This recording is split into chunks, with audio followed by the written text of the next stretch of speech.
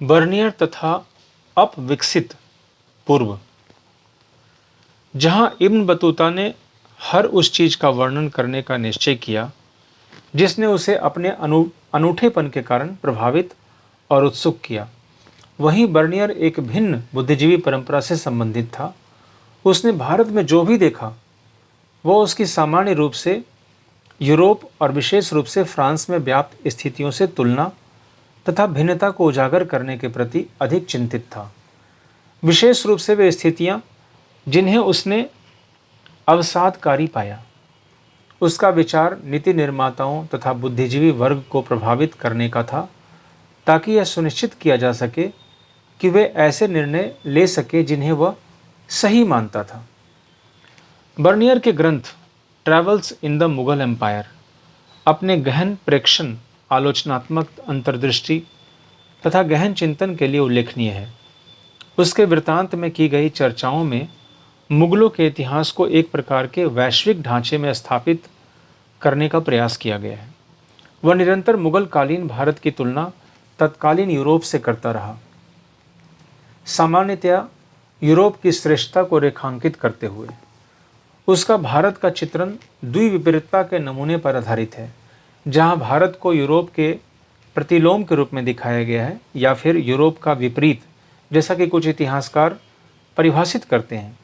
उसने जो भिन्नताएं महसूस की उन्हें भी पदानुक्रम के अनुसार क्रमबद्ध किया, जिसमें भारत पश्चिमी दुनिया को निम्न कोटि का प्रतीत हो। भूस्वामित्व का प्रश्न।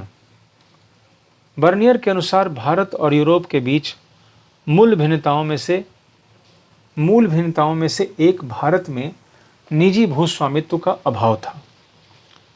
उसका निजी स्वामित्व के गुणों में दृढ़ विश्वास था और उसने भूमि पर राजकीय स्वामित्व को राज्य तथा उसके निवासियों दोनों के लिए हानिकारक माना। उसे यह लगा कि मुगल साम्राज्य में सम्राट सारी भूमि का स्वामी था, जो इसे अपने अमीरों के बीच बांटता था और इसके अर्थव्यवस्था और समाज के लिए अनर्थकारी परिणाम होते थे। इस प्रकार का अवबोधन बर्नियर तक ही सीमित नहीं था, बल्कि 16वीं तथा 17वीं शताब्दी के अधिकांश यात्रियों के वृत्तांतों में मिलता है।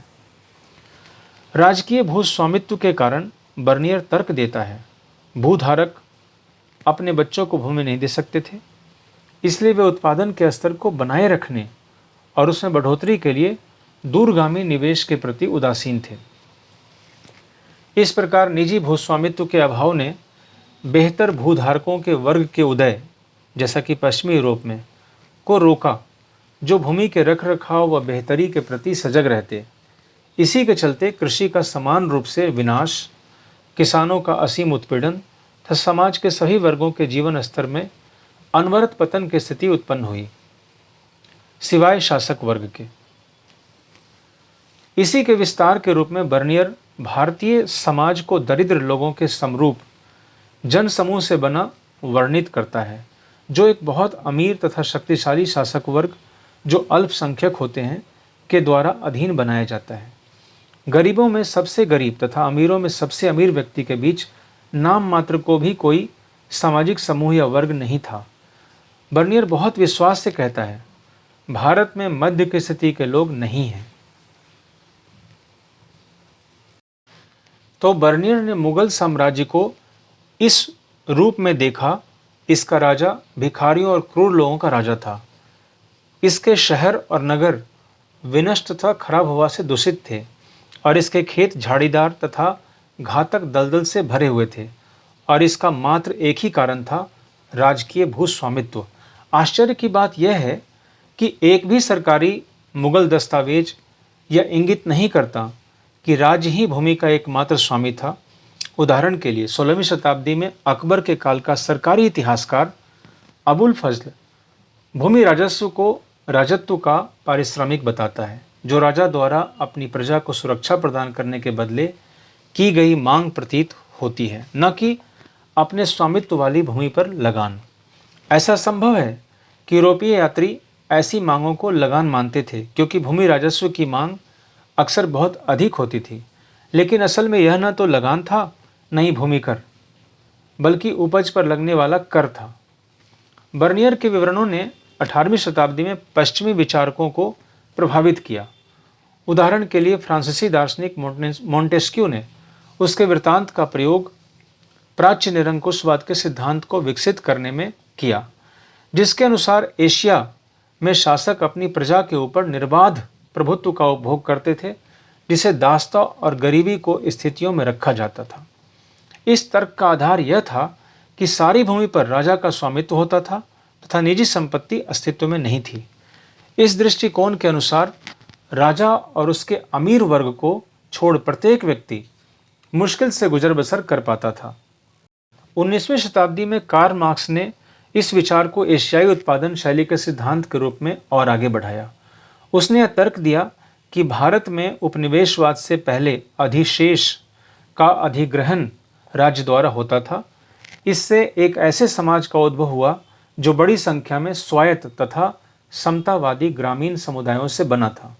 इन ग्रामीण समुदायों पर राजकीय दरबार का नियंत्रण होता था और जब तक अधिशेष की आपूर्ति निर्विघ्न रूप से की जाती रहती थी, इनकी स्वायत्तता का सम्मान किया जाता था। यह एक निष्क्रिय प्रणाली मानी जाती। परंतु जैसा कि हम देखेंगे अध्याय 8, ग्रामीण समाज का यह चित्रण सच्चाई से बहुत दूर था, बल्कि 16वीं और 17वीं शताब्दी में ग्रामीण समाज में चारित्रिक रूप से बड़े पैमाने पर सामाजिक और आर्थिक विभेद था। एक और बड़े जमींदार थे जो भूमि पर उच्चाधिकारों का उपभोग करते थे और दूसरी ओर अस्पृश्य, भूमि विहीन श्रमिक। इन दोनों के बीच में बड़ा किसान था जो किराए के श्रम का प्रयोग करता था और माल उत्पादन में संलग्न रहता था। साथ ही अपेक्षाकृत छोटे किसान भी थे जो मुश्किल से ही निर्वहन लायक उत्पादन कर पाते थे। एक अधिक जटिल सामाजिक सच्चाई। हालांकि मुगल राज्य को निरंकुश रूप देने की तन्मयता अस्पष्ट है, लेकिन उसके विवरण कभी कभी एक अधिक जटिल सामाजिक सच्चाई की ओर इशारा करते हैं। उदाहरण के लिए वह कहता है कि शिल्पकारों के पास अपने उत्पादों को बेहतर बनाने का कोई प्रोत्साहन नहीं था, क्योंकि मुनाफे का अधिग्रहण राज्य द्वारा कर लिया जाता था। इसलिए उत्पादन हर जगह पतोन्मुख था। साथ ही वह यह भी मानता है कि पूरे विश्व से बड़ी मात्रा में बहुमूल्य धातुएं भारत में आती थी, क्योंकि उत्पादों का सोने और चांदी के बदले निर्यात होता था। वह एक समृद्ध व्यापारिक समुदाय जो लंबी दूरी के विनिमय से संलग्न था के अस्तित्व को भी रेखांकित करता है। 17वीं शताब्दी में जनसंख्या का लगभग 15% भाग नगरों में रहता था। यह औसतन उसी समय पश्चिमी यूरोप के नगरीय जनसंख्या के अनुपात से अधिक था। इतने पर भी बर्नियर मुगल कालीन शहरों को शिविर नगर कहता है, जिससे उसका आशय उन नगरों से था जो अपने अस्तित्व और बने रहने के लिए राजकीय शिविर पर निर्भर थे। उसका विश्वास था कि ये राजकीय दरबार के आगमन के साथ अस्तित्व में आते थे और इसके कहीं और चले जाने के बाद तेजी से पतोन्मुख हो जाते थे। उसने यह भी सुझाया कि इनकी सामाजिक और आर्थिक नींव व्यवहार्य नहीं होती थी और ये राजकीय प्रशय पर आश्रित रहते थे। भूस्वामित्व के प्रश्न की तरह ही बर्नियर एक अति सरलीकृत चित्रण प्रस्तुत कर रहा था। वास्तव में सभी प्रकार के नगर अस्तित्व में थे: उत्पादन केंद्र, व्यापारिक नगर, बंदरगाह नगर, धार्मिक केंद्र, तीर्थ स्थान आदि। इनका अस्तित्व समृद्ध व्यापारिक समुदायों तथा व्यावसायिक वर्गों के अस्तित्व का सूचक है। व्यापारी अक्सर मजबूत सामुदायिक अथवा बंधुत्व के संबंधों से जुड़े होते थे और अपनी जाति तथा व्यावसायिक संस्थाओं के माध्यम से संगठित रहते थे।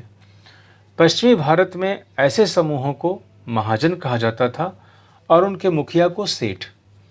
अहमदाबाद जैसे शहरी केंद्रों में सभी महाजनों का सामूहिक प्रतिनिधित्व व्यापारिक समुदाय के मुखिया द्वारा होता था, जिसे नगर सेठ कहा जाता था। अन्य शहरी समूहों में व्यावसायिक वर्ग जैसे चिकित्सक, हकीम अथवा वैद्य, अध्यापक, पंडित या मुल्ला, अधिवक्ता, वकील, चित्रकार, वास्तुविद, संगीतकार, सुलेखक आदि सम्मिलित थे। जहां कई राजकीय प्रशय पर आश्रित थे, कई अन्य संरक्षकों या भीड़ भाड़ वाले बाजार में आम लोगों की सेवा द्वारा जीवन यापन करते थे।